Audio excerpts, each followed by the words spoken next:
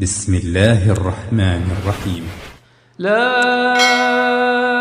أقسم بهذا البلد وأنت حل بهذا البلد ووالد وما ولد لقد خلقنا الإنسان في كبد أيحسب أن لن يقدر عليه أحد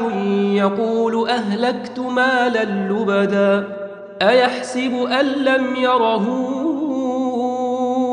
أحد ألم نجعل له عينين ولسانا وشفتين وهديناه النجدين فلاقتحم العقبة وما أدراك ما العقبة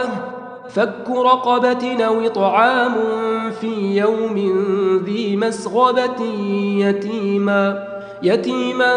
ذا مقربة أو مسكينا ذا متربة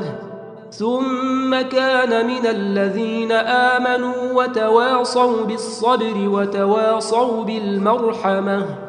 أولئك أصحاب الميمنة والذين كفروا بآياتنا هم أصحاب المشأمة عليهم نار موصدة